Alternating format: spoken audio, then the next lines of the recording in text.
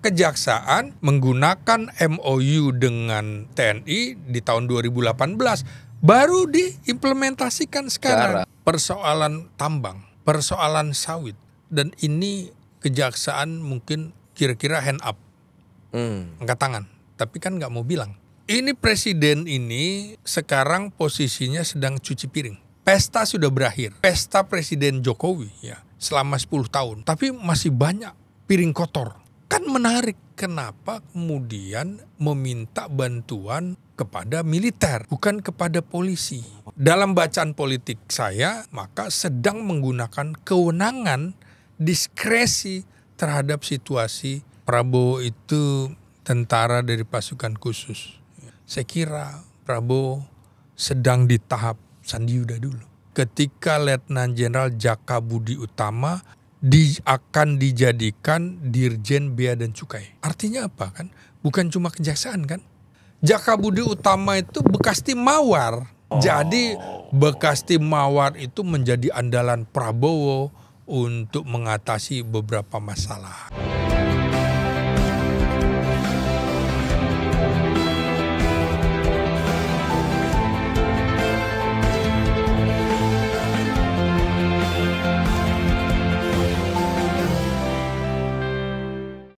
Welcome back to podcast Keadilan TV. Ya.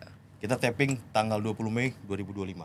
Kenapa tuh? Bertepatan dengan Hari Kebangkitan Nasional. Masih ingat kayaknya? Ini kebangkitan para anak muda. Kira-kira anak milenial sekarang masih ingat kayak Hari Kebangkitan Nasional, bro? Kayak nggak pada tahu ya. Yang kita ingat sekarang jalan macet banget ya. Jalan macet banget ya, lagi demo-demo ojol ya? Ojol, iya tadi macet banget parah. Dari Senayan tadi hampir sejam lah tadi sini. Dan di episode ini kita kedatangan perdana nih Bu Arif. Siap. Kita perkenalkan. Ini pengamat politik, pengamat militer dari UNAS plus wartawan senior. Ini kita mesti banyak belajar nih dengan beliau ini perdana. Bang Slamet Ginting. Siap. Horas Bang. Horas menjua-jua. Horas menjua-jua. Thank you loh Bang. Iya. Ini gua sendiri yang nggak ada marganya ya. Fadila kamu kemarin itu? Bukan marga. Kayak pas ya Arif Fadila Ginting ini pas juga ya Bang. Sehat Bang kesini Bang, lancar perjalanan. Alhamdulillah sehat walafiat. Iya. Kalau di PD itu ada ini Bang apa? Sutradara Ginting ya. Iya. Itu satu marga tuh Bang. Satu marga. Itu guru banyak orang itu kan. Oh iya benar sutradara termasuk Ginting. Dulu pernah diskusi lah sama almarhum beberapa kali ya. Iya. Karena memang almarhum juga penasehat politik Sri Sultan Hamengkubuwono ke-10 kan? Betul.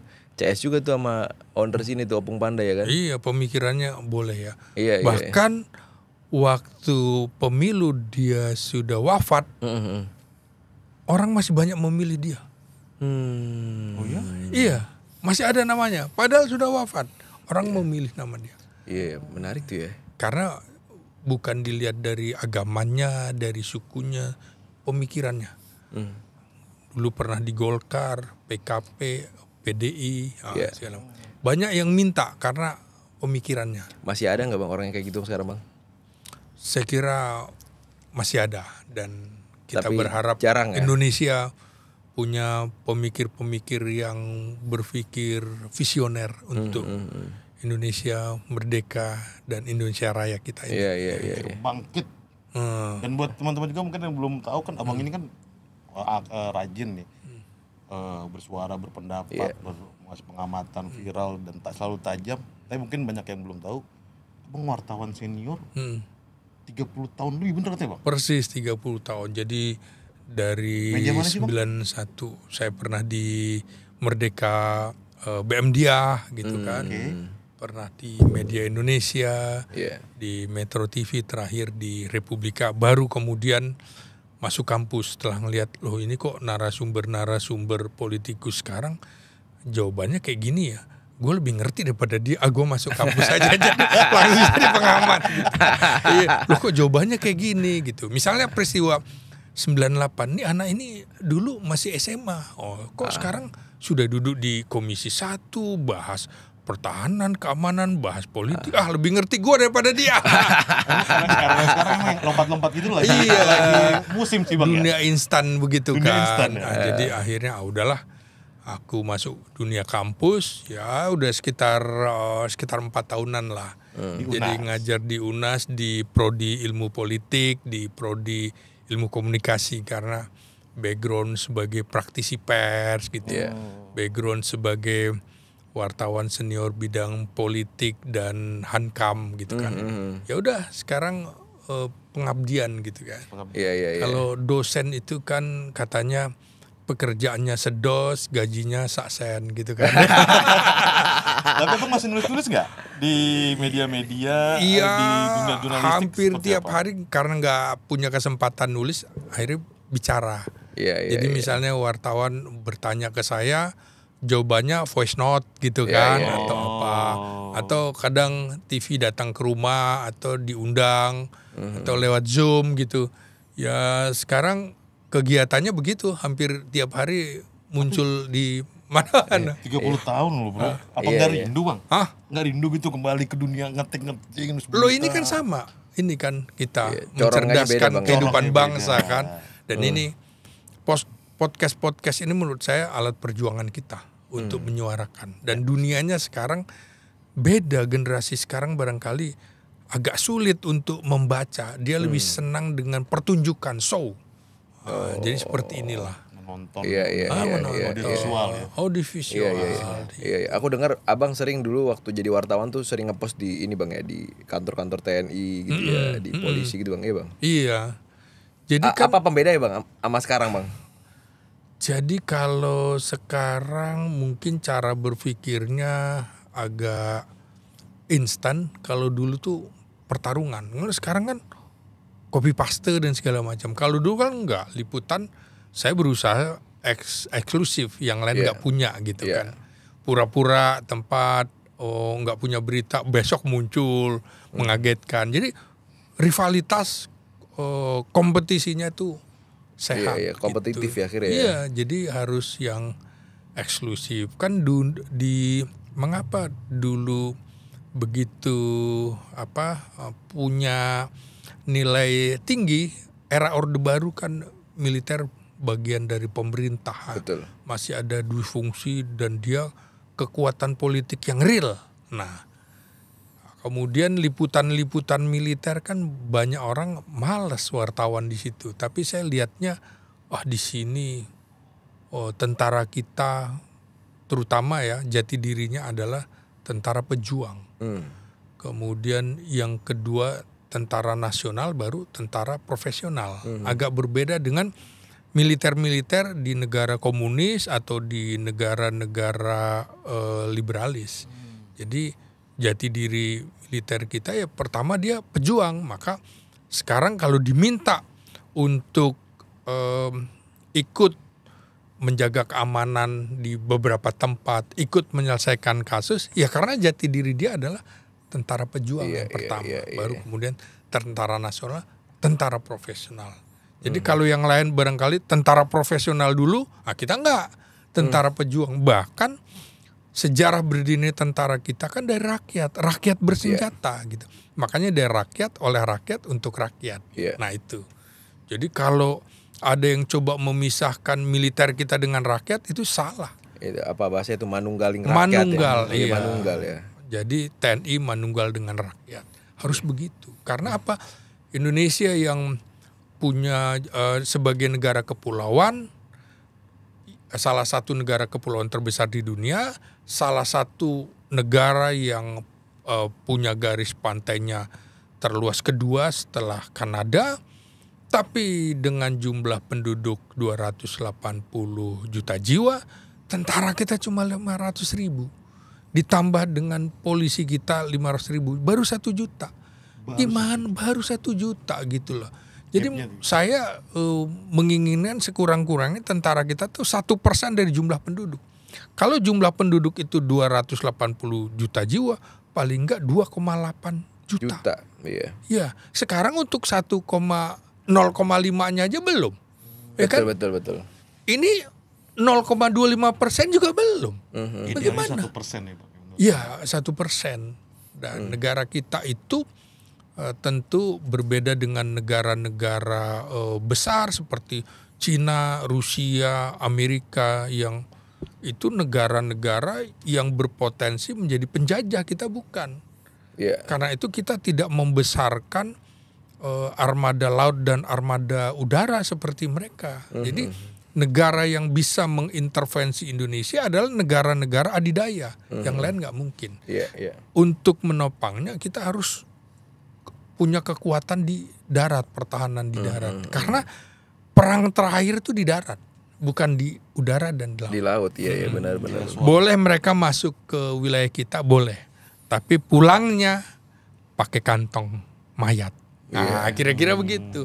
Harus kekuatan militer, polisi, dan rakyat menyatu. Karena di dalam sistem usaha pertahanan keamanan negara kita dilaksanakan dengan sistem pertahanan keamanan rakyat semesta, di mana TNI dan Polri sebagai kekuatan utama dan rakyat sebagai kekuatan pendukung. Iya benar-benar. Nah, jadi betul-betul ketika agresi militer Belanda dulu, loh kita baru merdeka, mana ada kekuatan militernya, senjata kita baru hasil rampasan dari Jepang kan. Ditambah bambu runcing, kalau Jenderal Sudirman tidak dibantu oleh rakyat, udah selesai nih, ya kan? Betul. Dia perjalanan 100 km dibantu oleh rakyat, makannya, logistiknya. Nah, itu sistem perang kita di situ. Iya, apa bahasa dulu itu Bang? Gerilya Bang ya? Perang gerilya. Jadi basis pertahanan itu betul-betul kita menyatu dengan rakyat. Nah, konsep perang gerilya kita itu yang ditulis oleh Jenderal Ahanus Nasution itu menjadi buku wajib bagi Akademi Militer seluruh dunia. Nah, seluruh dunia. Jadi jangan kita ikut model perang negara-negara lain gitu loh. Justru negara lain itu membaca harus sebagai buku wajib. Ya, Vietnam contoh kan bagaimana menghadapi Amerika, perang gerilyanya itu belajar dari buku Indonesia gitu loh. Jadi kita punya jenderal besar yang hebat seperti Nasution, seperti Sudirman. Coba kalau Sudirman dulu ikut pemerintah, negara kita udah nggak ada. Dari mulai perjanjian Linggarjati, Renville, konferensi meja bundar, Rumroyen, kan nggak turut. Kalau turut ikut dengan Presiden Soekarno, Bung Hatta, Perdana Menteri Syahrir, ikut ditawan, selesai. Kan ini enggak gerilya. Nah, di situ tentara politiknya politik negara. Kalau saja pemerintah salah, harus berani bilang salah. No presiden gitu kan. Nah, jadi kita butuh pemimpin-pemimpin tentara dan juga pemimpin polisi yang kuat seperti itu. Bukan yes gitu kan. Terjerumus. Era kemasan tentara kita. Iya. Tapi sampai akhirnya ini Bang Jerry, kayak menariknya tadi misalkan ternyata kita enggak 1% pun enggak ya Bang ya. Enggak sampai. Tapi jauh dari ideal. Iya, kalau kata kita ini bilang ngapain tentara dibanyakin, polisi banyakin, toh kita nggak ada perang kok gitu. Nggak bisa begitu. Nah, itu gimana tuh Bang? Jadi kalau kerajaan Romawi dulu ada Pomeonya civis parem palabellum. Jadi kalau ingin damai maka kita harus siap perang. Nah, tapi Indonesia enggak. Dalam undang-undang konstitusi negara kita ini cinta damai, tapi kita lebih cinta kemerdekaan dan kita enggak suka perang. Nah, karena itu tentara juga terlibat dalam apa? Konstitusi negara kita harus terlibat dalam perdamaian dunia. Konflik-konflik ya kita ikut damaikan. Di mana perannya? Perannya menjadi pasukan PBB. Dan kita termasuk 5 besar pasukan PBB di dunia. Kita memberikan Dharma Bakti itu. Luar biasa. Dengan jumlah tentara yang minim, tapi kita bisa masuk 5 besar. Kalau ini nanti bisa mendamaikan di Timur Tengah, kita rencana mengirim 1 brigade, kita masuk 3 besar. Luar biasa kan. Nah, banyak orang yang nggak ngerti memisahkan rakyat dengan tentara kita. Itu pasti konsep Barat. Dia nggak ngerti bagaimana filosofi the founding fathers kita, pendiri bangsa kita mendirikan bangsa ini, mendirikan negara ini, mendirikan tentara ini, mendirikan partai politik. Karena nggak paham, mungkin belum baca yang namanya apa yang menjadi catatan BPUPKI, the founding fathers kita, mengapa ingin seperti ini filosofinya. Nah, jadi anggota DPR kalau belum baca itu ya susah juga dia. Atau belum masuk belum masuk kelas abang ya kan di UNAS ya kan. Ya harus belajar dulu dia.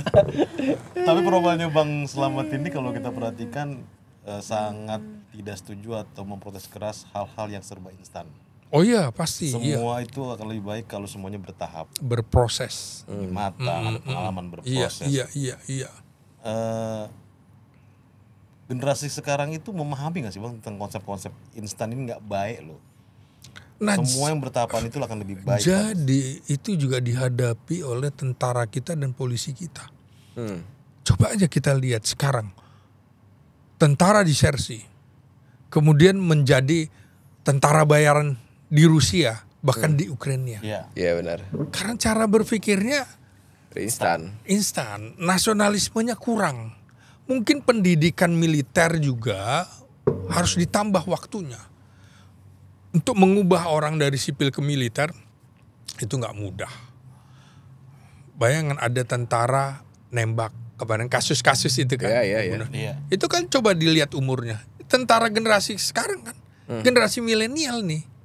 Polisinya juga begitu. Coba lihat kasus-kasus. Betul. Ini orang kelahiran tahun berapa? Berarti kita harus memikirkan kembali nih. Gimana cara mendidik generasi-generasi ini? Generasi coba nih, mungkin nggak mau jadi reporter. Loh, saya lama sekali jadi reporter. Mungkin mereka lebih ingin jadi staf ahli di DPR. Betul, gitu kan, jadi tenaga supaya ahli. Duitnya langsung banyak, langsung tinggi. Rasanya seperti itu. Nah, tenaga ahli, padahal dia harusnya jadi ahli tenaga dulu kan, gitu kan. Staf khusus staf dulu harus bertahap. Negara ini dibangun juga tidak serta-merta gitu loh. Semuanya lewat proses. Ya akhirnya begitu. Kualitas DPR kita, apa sih yang diinginkan dari DPR? Misalnya produk undang-undangnya mana, gitu. Kok belum sesuai? Nah, kira-kira seperti itu. Sama kaderisasi di partai politik juga begitu. Yang dulu mengklaim dirinya partai kader, loh, sekarang tiba-tiba anaknya siapa? Tiba-tiba bisa dicalonkan jadi wali kota dan segala macam. Saya gugat. Mana lo katanya partai kader? Lo sekarang jadi ikut-ikutan begini, harus dikembalikan. Partai semua harus jadi partai kader. Dari bawah dong. Dari tingkat bawah baru ke atas. Definisi asli dari kaderisasi. Iya, itu, bukan baru 2 hari jadi ketua umum. Itu bagi saya bukan partai politik itu. Ini kawan ini pengen jadi wapres Bang. Saya bilang bapak ente bukan presiden. Gue bilang gak bakal bisa. Boleh dulu. Wapres itu kan bukan negara doang, perusahaan bisa. Dulu ada namanya presiden taksi. Iya. Kita bicara TNI, kita udah masuk isu yang kita bahas tuh Bang. Kita update berita hari ini. Abang kan udah bicara podcast mana-mana nih, Bang Slamet Ginting. Soal pengerahan surat telegram dari TNI untuk mobilisasi pengerahan menjaga wilayah kantor-kantor kejaksaan. Mungkin beberapa hari terakhir udah mulai, termasuk hari ini kami baca di Kejati Bengkulu udah ada sekitar 30-an personil. Nah ini kita update. Abang ngelihat ini seperti apa nih? Sudah mulai kayaknya pengarahan. Walaupun belum merata ya. Iya. Ini karena nggak dijajah, akhirnya ngejaga kejaksaan kali ya. Bukan begitu menurut saya. Kan itu tadi kan jati dirinya adalah tentara pejuang. Ketika diminta berjuang bersama komponen lain untuk mengatasi sebuah masalah. Saya kira terutama di Sumatera, Kalimantan banyak sekali persoalan-persoalan tanah. Persoalan tambang, persoalan sawit. Dan ini kejaksaan mungkin kira-kira hand up. Angkat tangan, tapi kan nggak mau bilang, kira-kira gitu. Kan yang menarik adalah salah satu asacitanya Presiden Prabowo, poin ke-7, pemberantasan korupsi. Iya. Oke, Bang. Ini presiden ini sekarang posisinya sedang cuci piring. Pesta sudah berakhir. Pesta Presiden Jokowi ya selama 10 tahun. Tapi masih banyak piring kotor, gelas kotor, sendok dan garpu kotor. Nah sekarang barangkali Presiden Prabowo sedang cuci piring, cuci gelas, cuci sendok. Nah itu. Maka kelihatannya situasinya tidak memungkinkan setelah pada 2023 lalu sesungguhnya Presiden Jokowi sudah membuat Satgas Sawit dan juga pengembalian keuangan negara yang dipimpin Menteri Senior Luhut Binsar Panjaitan. Pengembalian Astaga Negara, Bang. Iya. Oke. Ternyata kan nggak berhasil. Maka Presiden Prabowo mengambil alih beberapa perkebunan sawit dan juga beberapa tanah negara yang disewa dipinjamkan tidak dikembalikan. Nah saya kira persoalan itu akan dihadapi Kejaksaan Agung. Kemarin Prabowo bilang kan, Presiden Prabowo, saya tahu ada aparat penegak hukum yang diancam, diteror dan segala macam. Itu merujuk ke siapa menurut Abang? Nah kan menarik kenapa kemudian meminta bantuan kepada militer, bukan kepada polisi. Mengapa kan? Artinya kalau sesuai konstitusi tugas polisi itu adalah keamanan ketertiban masyarakat dan penegakan hukum dalam melayani, mengayomi, begitu kan? Nah, melindungi. Ya mungkin dianggap sudah tidak bisa mengayomi, melayani, melindungi dalam penegakan hukum. Akhirnya gantilah tentara. Akhirnya presiden menggunakan pasal 10 Undang-Undang Dasar 1945 sebagai pemegang kekuasaan tertinggi atas angkatan darat, laut, dan udara. Dan itu lebih tinggi daripada Undang-Undang Kejaksaan, Undang-Undang TNI, dan Undang-Undang Kepolisian kan. Paling tinggi kan ini, sudah pasti Undang-Undang Dasar ya kan. Kemudian TAP MPR ya kan. Baru di sini peraturan presiden, peraturan pemerintah, pemerintah pusat, pemerintah provinsi, pemerintah daerah. Kan urutannya begitu. Ya. Jadi ini situasi menurut saya tidak biasa-biasa saja. Jadi presiden dalam bacaan politik saya maka sedang menggunakan kewenangan diskresi terhadap situasi yang darurat. Cuma memang tidak diumumkan. Pengumumannya ya itu tadi. Situasi penegak hukum sedang diancam dan segala macam. Artinya apa? Ada situasi yang mungkin memerlukan kekuatan militer untuk memberantas itu. Jadi menurut Bang Slamet ini kita udah bisa dibilang ada situasi darurat sekarang ini. Ya banyak Pablo Escobar di Indonesia gitu kan. Mafia-mafia model itu. Ya dari mulai narkoba. Kemarin kan angkatan laut kita berapa triliun kan, sekitar 7 triliun kasus menangkap narkoba itu kan. Bayangkan dari mulai jenis sabu-sabu, kokain, dan itu menyelamatkan 15 juta jiwa kita. Artinya polisi juga tidak mampu menanggulangi itu. Kan gak mungkin tidak ada laporan intelijen ke kepolisian. Kenapa juga angkatan laut? Artinya apa? Narkoba itu sudah menjadi darurat di Indonesia.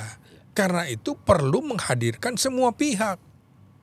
Polisi ya mungkin tidak sanggup menangani di lautan bebas, di lautan lepas. Dia punya Polairut, air dan udara. Tapi armadanya, infrastrukturnya nggak bisa. Nah angkatan laut punya. Ya dia kan penyidik di laut juga. Punya kewenangan. Nah di situ. Jadi nggak bisa kita bilang, oh nggak boleh TNI gini, oh nggak bisa. Ini kita sedang menghadapi perang candu. Indonesia dengan jumlah penduduk yang sangat besar di Asia sudah pasti nomor 3, negara yang belum maju ya jadi sasaran. Betul. Nah Inggris dulu juga melawan Cina lewat perang candu, dibikin mabok orangnya, generasi mudanya hancur baru diserang. Kita juga ini. Jadi ini sebenarnya kita sedang menghadapi situasi perang. Sama dengan kemarin. COVID, ya kan? COVID itu juga bagi Amerika, bagi Rusia ini perang nubika, nuklir biologi kimia. Maka yang memimpin di Amerika adalah Komandan Jenderal Korps Seni Angkatan Darat. Rusia juga gitu, Komandan Jenderal Korps Seni Angkatan Darat. Loh kita protes. Aktivis-aktivis itu, itu kok ngapain? Yang mimpin jenderal waktu COVID itu, Doni Monardo almarhum. Loh, dunia lain juga udah berang, ini perang nubika. Kan perang itu sekarang bukan tembak-tembakan aja, infanteri berhadapan dengan infanteri kan gitu, bukan perang generasi pertama kedua.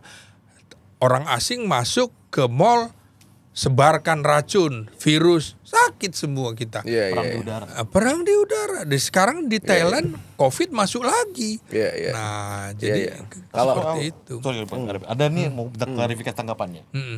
Pengerahan TNI untuk menjaga keamanan di berbagai kantor kejaksaan, saya kutip dari kantor berita BBC, dinilai sebagai salah satu upaya Prabowo untuk melemahkan pengaruh Joko Widodo.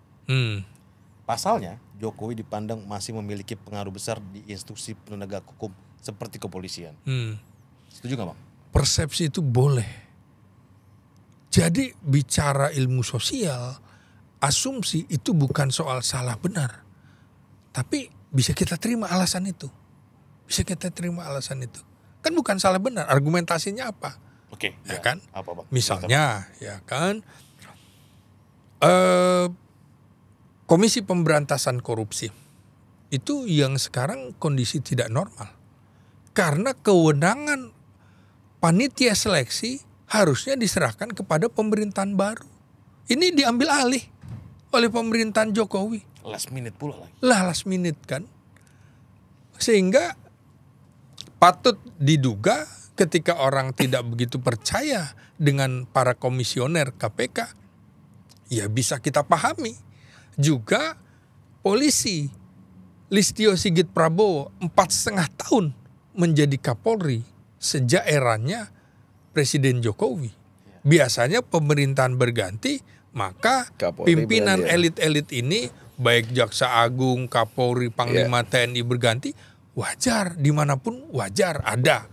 Nah, pengaruh Jokowi, saya kira wajar-wajar saja ketika orang menuding, ini masih loyalitas ganda, nggak ada salahnya. Ya, kenapa? Karena ada teori kan patron klien. Ya, patron dalam hal ini presiden memberikan jabatan, pangkat, fasilitas kepada klien. Maka klien memberikan apa? Memberikan loyalitasnya. Nah, itu kan teori patron klien. Itu. Jadi masih ada relasi kuasa juga, teori relasi kuasa. Masih ada relasi antara bekas presiden lama dengan pejabat yang sekarang sini. Makanya orang melihat, ini ada 2 matahari kembar, salah nggak? Ya nggak bisa disalahkan persepsi publik soal itu. Gitu. Tapi kalau misalnya abang tadi misalnya nyambung ya, kalau abang melihat tanda-tanda nih bang, ada Pak Prabowo yang akhirnya mengutusnya ke TNI, terus ada asumsi bahwa kepolisian dan lain sebagainya masih dikuasai oleh Pak Jokowi gitu. Satu sisi Pak Prabowo sendiri juga nggak keberatan untuk akhirnya dilabeli masih Jokowi banget gitu. Dalam arti gue nggak apa-apa kok dengan Pak Jokowi, gue mau matahari kembar sebagai gue nggak apa-apa kok, enjoy aja gitu. Bahkan misalkan ditandai dengan beberapa pidato, ada apa dengan euforia, hidup Jokowi pula ya kan kawan ini kan. Itu gimana tuh bang? Kalau ngeliat tondo-tondo itu bang, apa ini permainan belaka ya kan? Atau kita kena prank ya kan? Gimana tuh bang? Gini ya, Prabowo itu tentara dari pasukan khusus. Kopassus itu dibagi 3. Para komando, anti teror, dan Sandi Yuda. Nah, kira-kira Prabowo sedang memainkan yang mana? Kan gitu ya. Para komando itu bergerak setelah mendapatkan informasi dari Sandi Yuda. Kan? Anti teror juga begitu kan. Seperti Sintong Panjaitan dan kawan-kawan menumpas pembajak Woyla. Garuda Woyla tahun 1981. Itu kan Sandi Yuda dulu kan bekerja, setelah itu menginformasikan gebuk. Saya kira Prabowo sedang di tahap Sandi Yuda dulu. Maka seperti Anda semua nggak sabar kan? Ya gitu. Lo maunya langsung taruh komando langsung gebuk kan? Gitu. Ini politik itu kira-kira dia masuk ke wilayah yang paling dalam di pihak lawan. Nah, saya kira Jokowi juga melakukan hal sama begitu kan? Jokowi juga sedang melakukan infiltrasi ke dalam pemerintahan Prabowo Subianto. Saling menginfiltrasi. Biasa-biasa aja dalam politik, apalagi di dalam perang. Biasa itu. Spill ke kita dong Bang, buat publik juga tuh. Cara membaca Pak Prabowo lagi memainkan Sandi Yudanya. Enggak, kita agak kebingungan ketika misalkan Bang, lewat buku Pak Prabowo kan ditulis tuh banyak hal tuh, ada Yusuf ya kan, ada Jenderal Mung dan ada di buku beliau buku militer itu. Tapi dari situ juga saya tidak pernah atau tidak menemukan bagaimana sebenarnya pola pikir daripada pada Pak Prabowo. Jadi kita mau mendalami pola pikir Pak Prabowo, mentok juga gitu. Kok di bukunya begini tapi kok Pak Prabowo begini ya gitu. Nah, gimana cara ini ya Bang? Begini kan caranya. Gak lama kemudian hidup Jokowi itu kan di permukaan. Tapi gerakan di bawah agak berbeda. Ambil lahan sawit. Oke. Kemudian dia caranya adalah menempatkan orang-orangnya di kementerian yang bekas dipimpin oleh orang-orangnya Jokowi. Misalnya Menteri Koperasi Budi Ari. Maka ditaruh wakilnya adalah Ferry Juliantono. Nah, kan gitu ya. Coba aja lihat semuanya. Kemudian ditaruh orang-orang dia di bawah. Menteri Desa tiba-tiba Reza Patria di situ. Nah, semuanya begitu dia. Jadi pelan-pelan. Anda nggak sabar ini. Emang publik itu emang harus pandai membaca. Sekarang begini. Emang tugas publik itu nggak sabaran, Bang. Iya. Jadi begini. Sekarang baru saja ada breaking news kan. Ketika Letnan Jenderal Jaka Budi Utama akan dijadikan Dirjen Bea dan Cukai. Nah, artinya apa kan? Bukan cuma kejaksaan kan? Berarti di Kementerian Keuangan. Nah, pelan-pelan dia akan menempatkan orang ini memata-matai dan sekaligus meringkus mafia-mafia ini. Itu bukan di fungsi TNI, Bang. Oh, beda dong. Kalau dui fungsi itu dia militer aktif duduk di jabatan sipil. Ini kan enggak. Udah aktif. Masuk ke situ lo harus pensiun. Iya. Syaratnya harus pensiun. Parameter dui fungsi itu apa sih? Pertama militer, ada di fraksi MPR, fraksi DPR RI, DPRD 1, DPRD 2. Ini kan nggak ada. Ada lembaga sospol dari tingkat Mabes TNI sampai tingkat Kodim ada tuh. Iya, benar. Staf sosial politik. Kan sekarang nggak ada. TNI dulu ABRI menjadi bagian dari Golkar, ABG namanya, ABRI birokrasi Golkar. Sekarang kan nggak bisa. Jadi politiknya dikembalikan ke politik negara. Siapa bilang TNI tidak boleh berpolitik? Boleh. Politik negara, bukan politik praktis. Nah, di situ kalau mau menduduki jabatan sipil, maka kan sudah ada di undang-undangnya. Ada beberapa yang boleh di bidang Hankam. Nggak perlu pensiun, tapi di luar bidang itu seperti nanti nih di Kementerian Keuangan, Dirjen Bea dan Cukai, maka dia harus pensiun. Jadi tapi ada situasi. Tapi itu udah labelnya orang Pak Prabowo, Bang. Oh iya pasti, dia pasti mencari orang. Ini kan Jaka Budi Utama itu bekas tim Mawar. Nah, jadi bekas tim Mawar itu menjadi andalan Prabowo untuk mengatasi beberapa masalah. Misalnya, Kepala Badan Siber Sandi Negara, Letnan Jenderal Nugroho Sulistyo, bekas tim Mawar kan? Tim Mawar.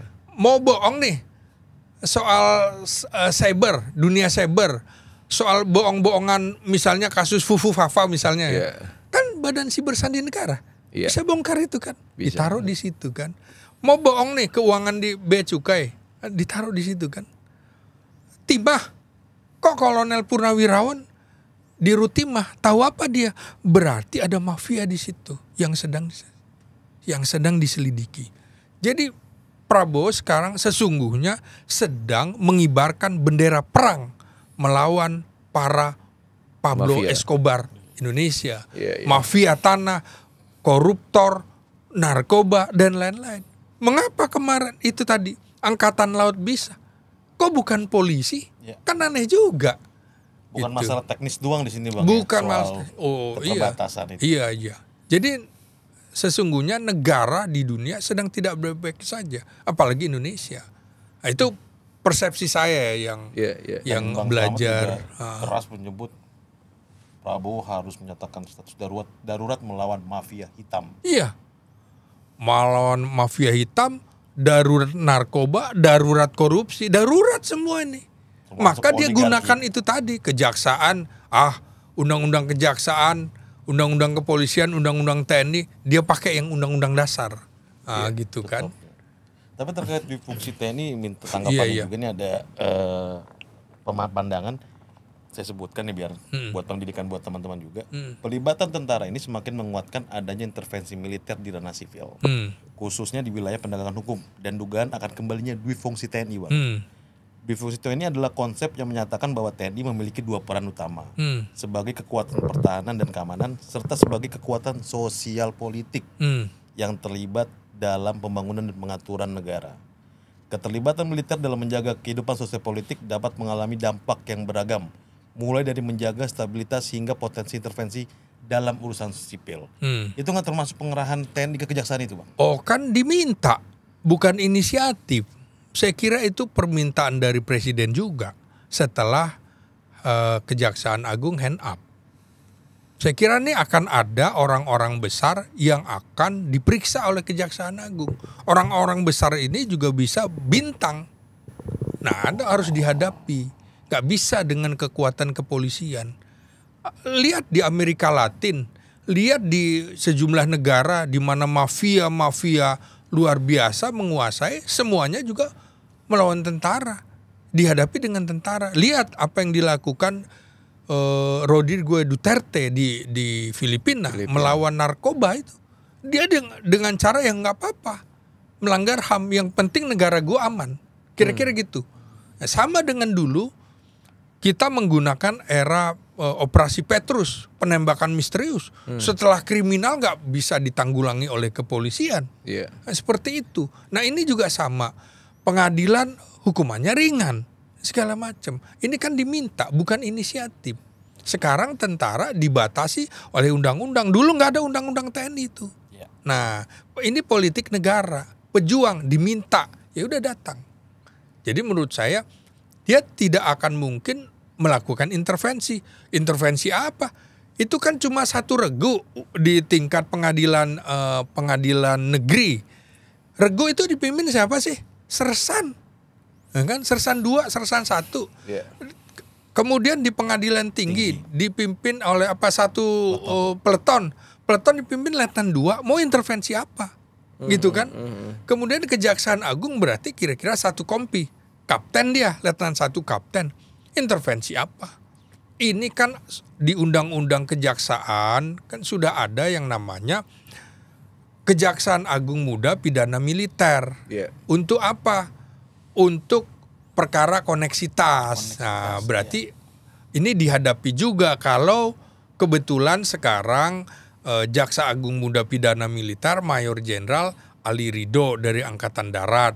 Maka mungkin dia lebih nyaman dengan Angkatan Darat.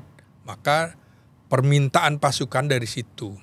Ketika Anwar Saadi, Laksamana Muda Anwar Saadi menjadi Jaksa Agung Muda Pidana Militer, dia juga mengerahkan Angkatan Laut untuk menjaga Angkatan Laut yang dikuntit oleh oknum Brimob katanya, atau Densus 88. Mobil rantisnya keliling-keliling.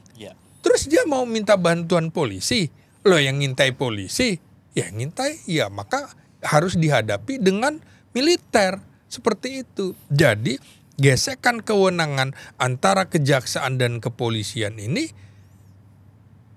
itu terbuka oleh publik, dilihat publik. Maka kejaksaan menggunakan MOU dengan TNI di tahun 2018 baru diimplementasikan sekarang. Karena ada perintah barangkali untuk mengejar narkoba, mafia hitam dan segala macam, sawit, kasus tambang dan segala macam. Anda tahu Pertamina, loh kok nggak ada lagi kasusnya, timah, apa lagi? Makanya Prabowo bilang kan, oh ini diancam, ya kan begitu, nggak usah diumumkan siapa pengancamnya. Saya kira laporan Jaksa Agung Muda Intelijen, ya kan, menginformasikan kepada Jaksa Agung Pidana Militer, maka meminta bantuan itu. Bukan sekonyong-konyong kalau difungsi tanpa diminta dia terlibat langsung, ini nggak bisa. Jadi menurut saya gugur kalau itu kemudian difungsi. Nggak ada, karena itu bukan politik praktis, politik negara menjaga kedaulatan wilayah kita. Gitu. Apa sih Bang istimewanya TNI Bang? Kenapa? Istimewanya TNI apa? Maksudnya kenapa kok kita harus percaya betul dengan TNI?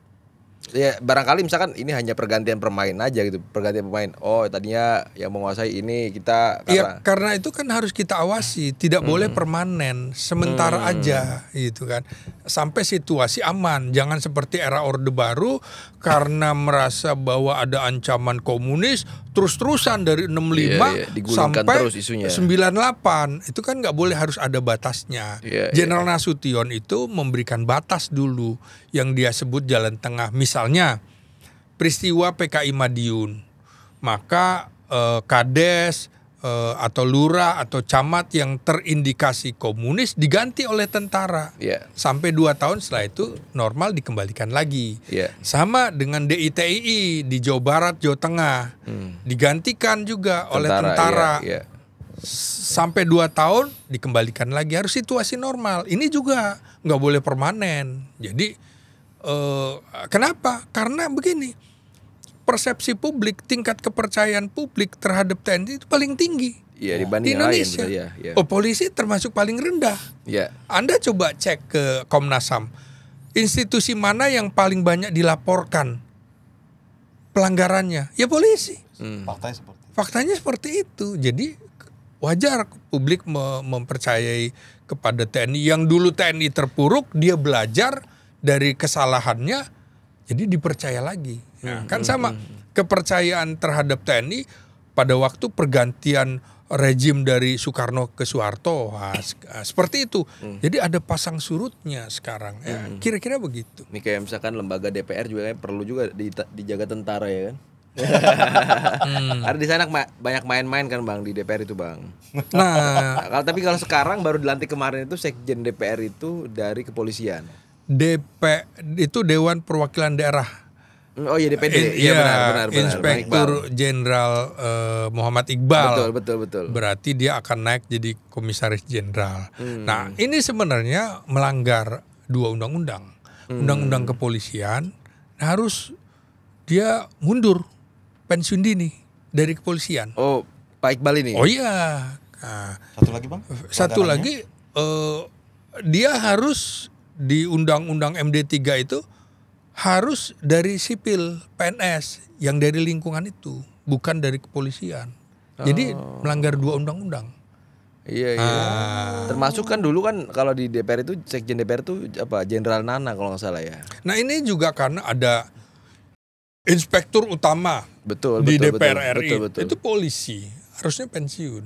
Makanya ini kita terlalu banyak polisi di Kementerian Hukum, polisinya banyak. Kalau polisinya banyak, ya sudah, Fakultas Hukum bubarkan aja, biarlah dari Akpol, kayak gitu kan. Nah, kemudian di kepolisian, Mendagrinya dari polisi, sekjennya polisi, irjennya polisi, kepala badan perbatasan polisi, ya bubarkan aja STPDN dan Prodi Ilmu Politik dan Pemerintahan. biar lulusan Akpol aja, begitu kan? Itu maunya. Nah, padahal polisi kan tidak belajar tentang kepamongprajaan. Nah, ini kita sedang menuju negara kepolisian Republik Indonesia. Bukan kalau kepulauan. kita tidak kritisi, bukan negara kesatuan. Jadi kita harus kritisi. Ini udah bablas ini. Jadi polisi sudah seperti TNI dulu, era Orde Baru. Muncullah sekarang dui fungsi polisi. Bukan dui fungsi lagi, multifungsi. Ya kan multifungsi. Termasuk saya nemuin juga di Kementerian. Juga ada polisi. Oh iya banyak. Saya catat banyak sekali. Jadi lebih banyak. Ketika orang menyoroti TNI, saya bilang, lihat polisi jauh lebih banyak. Kalau TNI fair di bidang Hankam dan tertulis dalam undang-undangnya. Ada jabatan yang bisa diduduki militer aktif di jabatan sipil. Polisi tidak. Katanya polisi sipil, iya. Tapi lu sipil bersenjata, beda dengan sipil biasa. Lu dipersenjatai, maka dulu Bung Karno menyatukan menjadi di dalam satu payung ABRI, angkatan bersenjata. Karena lu bersenjata, sipil bersenjata, gitu kan? Yang bersenjata adalah kombatan, harus diselesaikan dengan cara combat, tempur. Betul. Nah, polisi itu ada paramiliternya, para combat. Ya BRIMOB itu. Gitu. Nah, kan harusnya polisi konvensional di seluruh dunia juga senjatanya untuk melumpuhkan. Ini senjata perwira tinggi kasus Freddy Sambo membunuh tuh. Ya kan? Senjatanya membunuh, harusnya kan melumpuhkan. Kanjuruan. Berapa ratus orang meninggal. Nah, makanya ini itu juga. Fungsi polisi ini termasuk situasi darurat nggak menurut? Polisi itu betul-betul harus dipantau, harus diubah. Dia dikembalikan polisi sebagai di dalam konstitusi kita ya. Kamtibmas, keamanan ketertiban masyarakat, bukan keamanan semuanya. Salah kalau orang bilang pertahanan TNI, keamanan polisi. Salah. Orang lupa keamanan tuh ada tingkatnya. Pertama keamanan individu di rumah. Keamanan publik masyarakat itu polisi, Kamtibmas. Ada keamanan dalam negeri, lebih atas lagi. Ada keamanan nasional, ada keamanan negara. Mengapa kemudian menggunakan militer? Menurut saya karena ada ancaman keamanan nasional dan keamanan negara. Jadi keamanan barang-barang yang masuk lewat bea cukai, ya kewenangan penyidik bea cukai. Orang asing masuk, keamanan siapa? Imigrasi, cyber, polisi semua nggak bisa. Lo adalah cyber crime, kan ada cyber war, tentara berarti kan. Nah, jadi ujung tombak cyber itu tetap ada di Badan Siber Sandi Negara, bukan di kepolisian. Kepolisian tuh mau masuk semuanya, mau ambil semua, baru bentuk korps baru. Pemberantasan korupsi, ya buat apa ada KPK dan segala macam, korupsi aja. Kejaksaan gitu loh. Jadi polisi seperti negara dalam negara, nggak boleh, harus kita kritisi ini. Gitu. Padahal hari ini Kapolri paling lama bang ya. Paling lama era reformasi 4,5 tahun, belum ada nih. Dan itu juga melampaui 3-4 angkatan di atasnya. Saya ingin mengatakan bahwa Jokowi merusak merit system, pola pembinaan karir di militer dan di kepolisian. Termasuk saya nggak setuju open bidding di kementerian-kementerian. Itu orang titipan semua juga kok. Harusnya biar aja dari orang eselon 3 di bidangnya naik eselon 2, yang terbaik masuk eselon 2. Eselon 2 yang terbaik masuk. Ini dari partai ini ketika jadi menteri ini orangnya dibawa. Open bidding apa? Pura-pura. Emangnya kita bego-bego amat kan? Enggak. Gitu. Termasuk juga Pak Prabowo. Paham betul soal ini bang ya? Oh iya. Termasuk dengan style 3 tadi Kopassus tadi. Lagi proses sandi juga. Iya. Sabar ya. Lo gak sabar lo. Iya.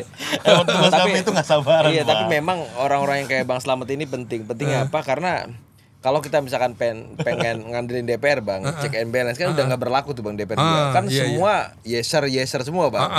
Semua begitu. Orang barangkali dengan apa namanya, orang berhadapan dengan Pak Prabowo, 80% nggak mau ada yang mengkritik Pak Prabowo. Saya yakin tuh. ngomongnya semua money semua kayaknya Bang ya. Makanya butuh orang-orang kayak model Bang Slamet. Karena kita nggak bisa ngandelin lagi DPR Bang. Ya itu kita sebagai orang pers ya, kita pilar keempat demokrasi ya. Ketika terjadi perselingkuhan antara eksekutif dengan legislatif, apa yang bisa kita harapkan? Apalagi kemudian perselingkuhan antara eksekutif, legislatif, dan yudikatif. Pers harus berada di garda depan. Kita ini yang mengaku sebagai jurnalis. Celaka kalau kemudian 3 pilar itu berselingkuh lagi dengan pers. Mati kita. Iya. Siapkan peti mati. Habis negara kita. Gitu. Pak Prabowo menurut Abang gimana sih tingkat kepeduliannya sama menjaga integritas media sekarang di Indonesia, Bang? Ada nggak sih perhatiannya Pak Prabowo menurut Abang? Saya kira jauh lebih demokratis ya. Tidak begini. Salah kalau orang bilang sipil selalu lebih demokratis daripada militer. Enggak juga tuh. Nyatanya SBY lebih demokratis kok daripada Jokowi. Apa parameternya? Indeks demokrasi era Jokowi lebih buruk daripada era SBY. Benar. Ya kan? Indeks korupsi lebih buruk gitu. Artinya apa? Rapot merah Jokowi kan. Iya. Toh pemimpin militer ternyata bisa lebih demokratis. Kenapa? Karena pendidikan juga. Maka pendidikan tuh harus benar. Nggak boleh yang palsu-palsu gitu kan. Fundamental. Nah, iya. Serius. Dia nggak nangkep nih Bang, yang palsu-palsu nggak nangkep dia. Tapi bicara Jokowi Bang. Abang kayaknya kan sayang banget sama Jokowi ini kayaknya. Sayang ya. Sayang banget disebutin terus nih. Bentar lagi kayaknya mau jadi ketum PSI, gimana tanggapannya tuh Bang? Kayaknya sih dugaannya sih. Gini ya. Artinya dia sudah ngukur tidak bisa masuk ke partai-partai lain. Walaupun mungkin masih ada celah. Di tengah orang sedang berpikir dia ke PSI, bisa juga ke Partai Golkar. Bisa loh. Betul. Oh, bisa Partai Golkar? Bisa, kan masih ada Bahlil. Kaki tangannya. Ya kan? Masih ketua umum pula. Masih ketua umum pula. Bisa. Tapi ini menurut saya menunjukkan bahwa pergaulan dia semakin nyungsep gitu ya. Artinya apa? Ini katanya akan one man one vote gitu. Satu orang satu suara. Jadi pemilu raya kira-kira seperti itu. Saya kira itu gimmick-gimmick politik aja. Kalaupun ada nama yang lain muncul akan dibenamkan. Apalagi acaranya di Solo begitu kan. Masa iya kita percaya? Apa Anda percaya PSI itu sebuah partai politik modern? Enggak. 2 hari masuk kemudian jadi ketua umum. Partai politik mana? Ini kan cuma ada di Indonesia nih, di dunia. Cuma yang begini. Apa iya kemudian akan dikatakan ini bagian dari partai politik modern? Terbuka? Enggak lah. Gimik-gimik lah. Dan ini identik dengan Jokowi. Dan ternyata dengan infrastruktur dan suprastruktur politiknya tidak bisa masuk ke Senayan. Kan kayak gitu. Kenapa? Karena orang kan juga akan melihat gitu. Ketika Jokowi mau masuk partai, lu pecatan dari PDIP, orang kan repot kalau dianggap pecatan. Misalnya pecatan militer, pecatan polisi, orang mau nerima juga mikir kan begitu. Nah. Tapi abang nggak ngelihat ada ancaman dari partai lain melihat Pak Jokowi andai kata maju dan menjadi ketua umum PSI, nggak ada ancaman merasa Golkar, PDIP, begini dan partai kan lain. Ini kan ada kecenderungan nih ya, nanti semua boleh mencalonkan, ya kan, boleh berapapun dapat, boleh kemudian masuk ke parlemen. Kan undang-undangnya diubah nih. Dulu ya parliament threshold-nya kan. Ya nanti juga kemungkinan akan dibikin berapapun bisa menjadi calon presiden.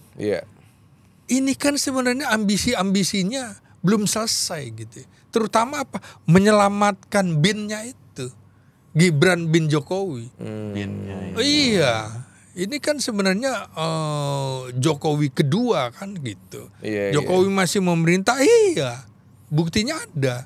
Di istana kok. Nah, kira-kira begitu. Masih ada Gibran di sana. Makanya kalau di PSI di headline berita itu kadang saya ketawa sendiri tuh, anak lawan bapak. Saya bilang, ini kong kali kong bukan lawan bos ya kan. Kayak sama Jokowi kan bang. Iya, masa lo masih percaya kan? Iya, itulah bedanya pers dulu zaman abang sama yang sekarang maksudnya bang. Kalau sekarang semua dibikin berita ya. Iya. Jadi Anda tidak bisa mengharapkan sebuah kebenaran dari seorang pembohong. Underline itu bang. Iya, siapa pembohong nggak tahu lah. Biar publik lah yang menyimpulkan ya. Iya. Izin tema-tema terakhir ya bang. Iya. Abang kan juga cukup dekat dengan para yang waktu itu forum purnawirawan, termasuk juga Sang Jenderal Pak Tri Sutrisno. Seperti apa sekarang tindak lanjutnya bang dari deklarasi 8 poin itu? Menurut abang Pak Prabowo menaruh perhatian khusus atau ada update seperti apa? Kan yang menarik itu 8 tuntutan ya, 8 petisi. Ya. Kodenya Prabowo berapa sih? 8 kan? 08. Kok match gitu ya? Iya. Apa itu tidak disengaja? Menurut saya disengaja. Iya. Wah. Nah, tapi kan menurut saya bisa jadi Prabowo tidak setuju dengan semuanya, tapi beberapa tuntutan diamini kan gitu. Tapi kan nggak boleh ngomong seperti itu kan gitu. Apalagi Prabowo tidak pernah juga menolak, tidak juga bilang membenarkan kan gitu, bahasa politik seperti itu. Bagaimana orang melihat semiotika politik dalam halal bihalal PPAD dengan presiden dan keluarga besar TNI dan Polri itu? Bagaimana sikap Prabowo hormat kepada Tri Sutrisno, 15 tahun lebih senior daripada Prabowo yang lulusan Akademi Militer 1974, sementara Pak Tri 1959.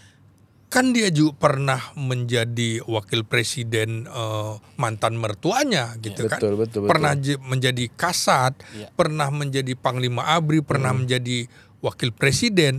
Ya Tri Sutrisno bagaimanapun juga suka tidak suka adalah purnawirawan paling senior yang dihormati para purnawirawan yang sekarang usia hampir 90 tahun. Semuanya saya kira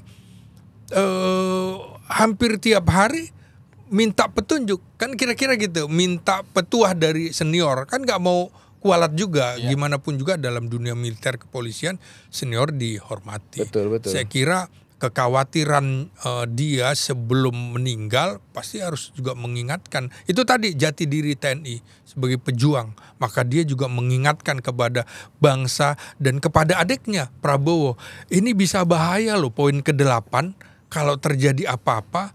Kalau terjadi apa-apa dalam konstitusi, apabila presiden mangkat berhalangan tetap, maka digantikan oleh wakil presiden. Kualitasnya seperti apa? Oke, itu pilihan demokrasi. Tapi kalau ini situasi bisa terjadi instabilitas nasional yang luar biasa, kan perlu mengingatkan. Ini harus diingatkan gitu loh. Apalagi kemudian ada indikasi-indikasi yang bisa dijadikan persoalan hukum. Kan bisa. 25 orang cukup kok hak angket. Gitu kan. Hak angket di DPR kan bisa. Ini separuh dari 5 tahun, kira-kira 2,5 tahun, pecah kongsi semuanya menurut saya. Kenapa? Semua berpikir tentang pemilu 2029. Baik untuk partainya maupun presidennya. Hak angket bisa jalan. Ini makanya gelisah, ingin punya partai politik. Jokowi, Prabowo punya partai politik. Nanti kalau nggak jadi presiden, punya partai politik. SBY punya partai politik. Megawati punya partai politik. Kan gitu. JK juga wakil presiden punya partai politik. Kan begitu. Ada backup. Jokowi nggak ada yang backup. Maka dia gelisah. Jadi sekarang sebenarnya adalah puncak kegelisahan mantan Presiden Jokowi. Maka dia ingin cepat-cepat menaikkan PSI. Dia kan selalu ingin ada di pemberitaan spotlight. Oh, terus gitu kan. Sehingga nama dia masih ada terus di atas. Saya kira ancaman paling dekat Presiden Prabowo ya istana sebelah Iya. Istana boneka. Dan 2,5 tahun yang dibilang Bang Slamet itu nggak lama lagi Bang ya. Nggak lama lagi. Udah masuk masa-masa nih. Iya. Saya kira juga ini 1 semester sudah. Saya kira pas 1 tahun nanti baru Presiden mengerahkan para komando dan anti penanggulangan teror. Tindak lanjut dari Sandi. Teror dari sana sebelah. Iya. Sandi udah selesai gitu kan, informasi udah cukup. Masuk para komando dan anti gultornya penanggulangan teror. Kitanya juga sabaran Bang ya. Kitanya juga sabaran. Nggak sabar, gue juga nggak sabar. Tapi politik itu kan seni. Seni mempertahankan, merebut, memainkan kekuasaan, mempertahankan kekuasaan. Ini seni. Mark forming, Mark unwinding. Menggunakan kekuatan, menggunakan kekuatan. Luar biasa. Makasih banget. Siap. Bang Slamet Ginting, luar biasa. Semoga ini tetap sesuai dengan motivasi kita dan harapan kita bermanfaat mengundang Bang Slamet Ginting untuk generasi milenial generasi ke depan. Thank you banget. Terakhir jangan lupa subscribe dan nonton juga channel YouTube-nya Bang Slamet Ginting, S Ginting Official, SGO. Iya. Aman lah pokoknya kita promote juga Bang. Siap, makasih. Thank you Bang Slamet, sehat selalu, lancar segala agendanya. Amin. Terakhir, salam persatuan Indonesia. Merdeka.